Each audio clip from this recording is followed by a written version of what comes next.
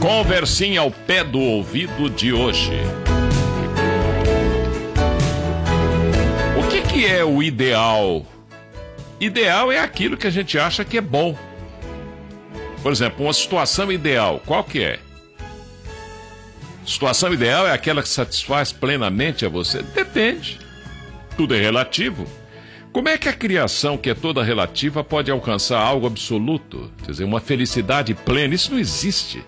Só na cabeça de religioso, não é possível, né? Porque eu vou pro céu e até nem lá é tudo parado, tudo quietinho. Deve ser o maior saco se aguentar um céu, né?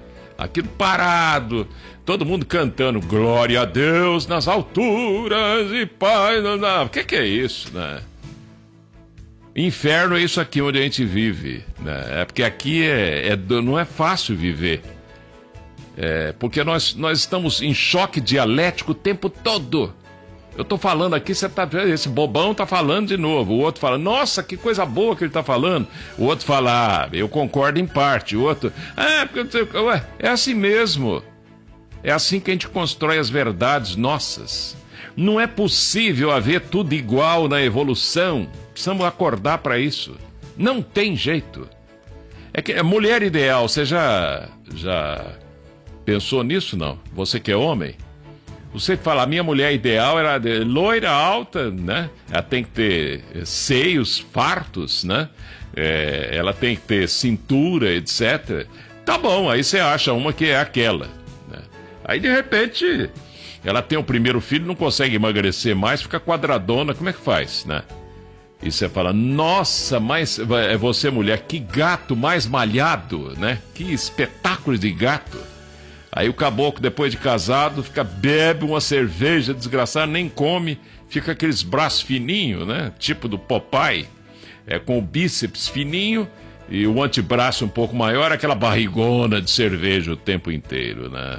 Aí você fala, casei com traste, ou não é, né? Que ideal é esse de felicidade, né? E tudo aquilo, tudo aquilo que você agarra como sendo seu e de felicidade, o ser humano não aprende a viver por isso. Ele não pensa nessas coisas. Tudo aquilo que você agarra, você perde aquilo, estraga mais depressa, né? Se você se agarra demais a uma empresa, a empresa vai pro vinagre. Você tem que trabalhar pelo prazer de aprender. Um dia a humanidade vai valorizar as experiências que está tendo. Aí que tá. O Bastos mandou um fax pra gente aqui. Ele disse que eu falei que... Aí, ó. Ele disse que você disse que era pra você estar numa posição espiritual superior. Eu não falei isso aqui. Posição espiritual superior. Eu lembro que eu disse que eu era pra ter uma vez aí, eu fiquei sabendo, descobri isso, era pra ter desencarnado há mais tempo lá pra trás. Não é posição superior, eu nunca falei isso, Bastos. E você ouviu aí, né? E também tem um monte de coisas que eu não falei que tem ouvinte que ouve isso aí. Como agora há pouco, por exemplo, um dia eu tava com uma vontade de fazer pipi enorme. Eu tava na rodovia Raposo Tavares, né, aqui perto lá de Cotia e tal. Aí eu passei lá falando, nossa, é um sanitário lá. Não era sanatório. Por quê? Porque eu tava com vontade de fazer pipi. Entendeu como é que é a história? Você ouve aquilo que você quer ouvir. E não exatamente. E outra, uma vez eu fiz uma experiência no arquivo musical que eu apresentava ao vivo, né? Há muitos anos atrás, eu tinha um negócio chamado Momento da Poesia. Na época, pegava bem até. E eu resolvi fazer durante muito tempo, e muito tempo eu fiz, pegar poesia de ouvinte, né? E fazia um concurso de poesia, e eu apresentava a poesia no ar. Um dia, eu apresentei uma poesia de uma determinada ouvinte, e elogiei muito no final. Falei, puxa, mas que soneto bonito, etc. Aí um outro ouvinte mandou um xerox, né, de um livro do Guilherme de Almeida. Ela copiou o soneto do Guilherme de Almeida e disse que era dela. E eu pus no ar e ainda critiquei. Não, porque eu disse no ar, falei assim, ó, você vai chegar lá, hein? Quer dizer, eu disse que ia chegar lá o Guilherme de Almeida, o príncipe dos poetas brasileiros, né? Quer dizer, a besta sou eu, né? Outra vez eu fiz um teste, eu peguei uma poesia do João das Couves, né? e li com um fundo musical extraordinário, mas numa interpretação que até eu chorei, né?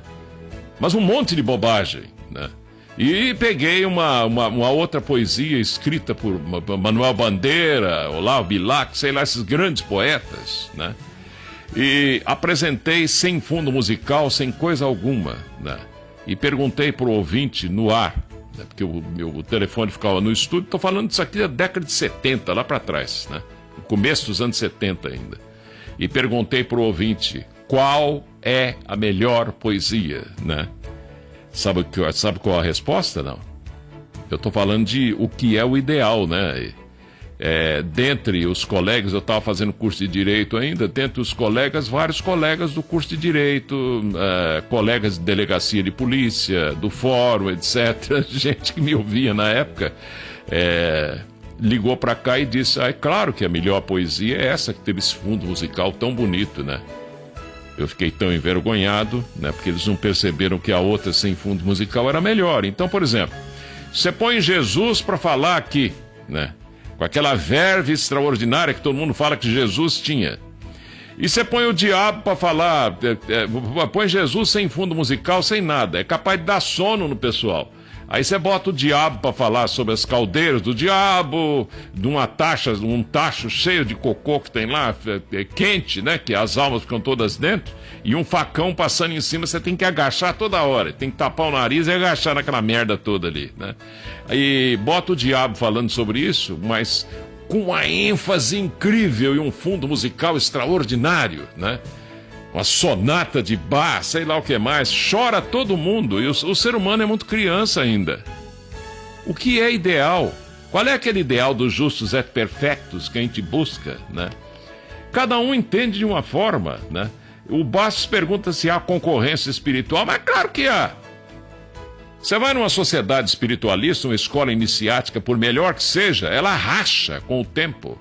Uns discípulos não concordam, né? E ó, eu tô ligado a uma delas, todas têm problemas, né? Quando eu falo que o problema é o combustível da evolução, ele vale para todos, né? Um dia eu estava fazendo uma palestra numa loja maçônica e tinha irmãos reclamando. Falei, poxa, um entra e sai aqui na loja e tal, e você sabe a importância da maçonaria? Falei, claro, sem a maçonaria o mundo talvez estivesse vivendo em caverna ainda, né? A dedicação dos maçons nesse tempo todo aí, um trabalho mais ostensivo, até político, a época da independência e tudo mais, não cabe ficar fazendo mais comentários aqui, né? Quem não sabe disso aí é que critica. E outras instituições como Rosa Cruz, Provida, Eubiose, Sociedade Teosófica do Brasil, que é a da Blavatsky, e outras tantas, Gnose de Samael Weor, Gnose fulano de tal, Rosa Cruz de Max Heindel, Rosa Cruz Antiqua, Rosa Cruz Amor, que vai por aí afora, né? Todas muito bem intencionadas, mas com problemas internos também. Por quê? Porque o ser humano é o mesmo em qualquer lugar, acorda, meu! É a mesma coisa, ô Bastos. Você pensa que não há disputa dentro da igreja católica? Um padre quer ser vigário de uma paróquia, né? E aí o cardeal, lá o bispo do setor daquela diocese, fala assim, não, eu vou mandar você para a cidade tal, né? E manda. E ele fica chateado, né? Um dia eu encontrei com um padre, um grande amigo meu, né? Que ficou em Lavras muito tempo, um padre alemão, né? Muito amigo meu, né? Encontrei com ele no Jabaquara, na igreja de São Judas. Ele me disse assim, ele perguntou, o que você está fazendo aí, Tarzan? Meu apelido lá de Lavras. Eu falei, eu estou estudando, eu gosto de teosofia, pai, estou estudando. Aí ele não falou isso é coisa do diabo, porque é um homem com uma sabedoria muito grande, né? Então ele disse assim, isso é muito bom, né? Você sempre teve uma tendência para essas coisas, você participava de missa lá em Lavras, foi coroinha, foi isso, foi aquilo, né? E tal, cantava em coral de igreja. Eu falei, então. Mas aí, você acha que está sendo bom para você? É ótimo, né? Eu abri certos canais com certas yogas, etc. Então, me lembrei de vidas passadas. Aí, ó, a gente conversando sobre reencarnação, né? Esse padre já faleceu, então não tem perigo de alguém... E não estou falando o nome dele também, né? Ele está sepultado lá em Lavras hoje. E aí ele me disse, puxa vida, eu arrependi de um negócio que eu fiz lá em Lavras e tal. Eu gostaria tanto de ser sepultado ao lado do meu amigo, o Padre Miguel, né, lá de Lavras também, que era um grande amigo meu, né, o Padre Zezinho, outro grande amigo meu. Gostaria tanto de ser sepultado ao lado dele. Aí ele vira para mim candidamente e diz, dá para você mentalizar para ver se eu consigo ir para Lavras? Eu falei, claro, né? Fiquei emocionado até. Claro, vamos tentar sim, né? E foi para lá, tá lá sepultado, coitado, né? O que é a vida, enfim? Por que essa gritaria toda do ser humano querendo derrubar Lula? Derrubar, não sei o quê, derrubar, mas e a si próprio? E o conhece a ti mesmo, o ideal maçônico, justos et perfectos? O Cristo cansou de falar, modifica-te a ti mesmo, e não querer modificar as pessoas. Sabe por quê? Ele era um tremendo mestre esotérico, ele sabia das coisas, ele sabia dos cordões que nos ligam. Como Buda sabia, Zoroastro sabia, Apolônio de Tiana sabia, Sócrates sabia, Platão sabia, Isaac Newton sabia, Shakespeare sabia, e um monte de gente aí para trás, milhões de avataras enviados de outras dimensões aqui, que só vem para sofrer nas nossas mãos ignorantes, essas cabeças fechadas nossas, né? Ele só vem para sofrer aqui, porque ele quer abrir a nossa cabeça e não deixa, né? Isso aqui é pecado, isso aqui não pode, isso aqui não é. Isaac Newton, imagina, aquele homem extraordinário, né? Um ser do século 80, lá, do século 80, o quê? Lá do ano 5.000 e tanto, depois de Cristo, vivendo em 1600 e pouco na Grã-Bretanha, né? Era uma inteligência tão rara, tão brilhante, que o Reino Unido todo um dia levanta-se e diz, nós temos orgulho de você ter nascido aqui, Sir Isaac Newton, né? Aí um dia ele resolve entrar para uma Rosa Cruz muito boa que tinha lá, uma instituição esotérica, para saber quem ele era, porque ele não sabia, a gente não sabe direito. Mesmo um ser enviado de outro lado para cá, se ele souber quem ele é, ele não faz o que tem que fazer, né? Só mais tarde, que ele vai indo, ele acaba descobrindo às vezes, dependendo dele, às vezes até não descobre, só descobre quando desencarna aqui, né?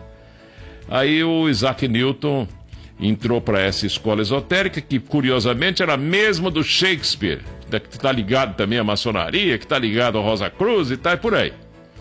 Só faltou o Reino Unido inteiro, que era uma ignorância só também, né, do ser humano, que não sabia nem escrever, dizer assim, nós temos vergonha de você ter nascido aqui, Isaac Newton, bobão, pecador, né? Você vai para as profundezas do inferno, coisa parecida. Esse é o ser humano que está buscando um ideal. Você quer um ideal de música? É claro que hoje em dia nós temos rap, nós temos blues, nós temos jazz, nós temos música antiga, música nova e tal, mas aquele que está ouvindo em casa uma estação de rádio, ele quer que só toque a música que ele deseja. Ora, e os outros ouvintes, como é que ficam? A rádio tem que viver de estatística, de números, né?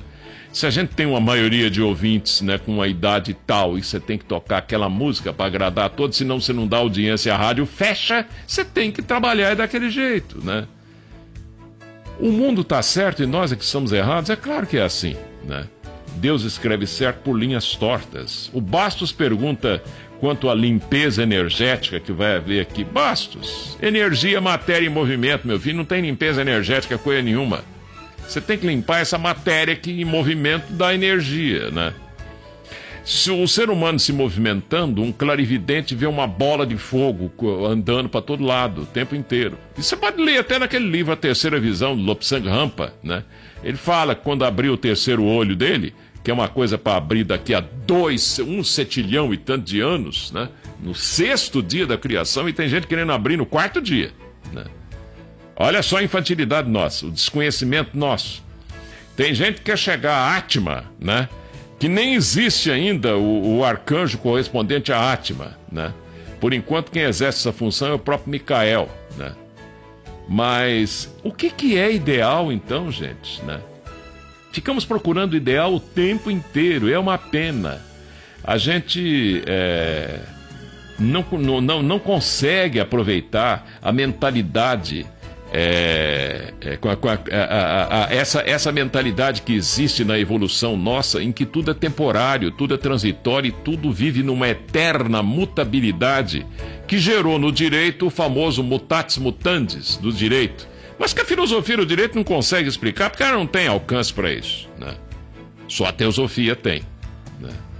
Então, essa constante mutação é que faz com que você chega num restaurante hoje, você come e fala, nossa, que beleza de comida, né? Aí você leva um amigo seu, uma família amiga sua, fala assim, vou levar você num restaurante, tem uma massa, compadre, tem um capelete ao forno gratinado, Ailton Dias, né? É uma maravilha. Aí você leva a família lá, o capelete tá uma porcaria no dia que você leva. Por quê? Um dia tá bom, outro dia não tá, no outro não tá, no outro tá, né? Mas nós achamos que tem que estar tudo do mesmo jeito todo dia. Um dia o estado emocional do pessoal que trabalha numa fábrica montadora de carro não tá bem, uma leva de carro sai uma porcaria, né? Você dá na partida, porque tudo vivo, células vivas, né? Células não, átomos vivos dentro dos carros, tudo é vivo, né? Você impregna tudo aquilo com a porcariada que passou na sua cabeça. O certo seria a gente estar trabalhando com amor em tudo para impregnar daquilo que a gente chama de positivo. E ficam as pessoas falando, nós precisamos pensar positivo.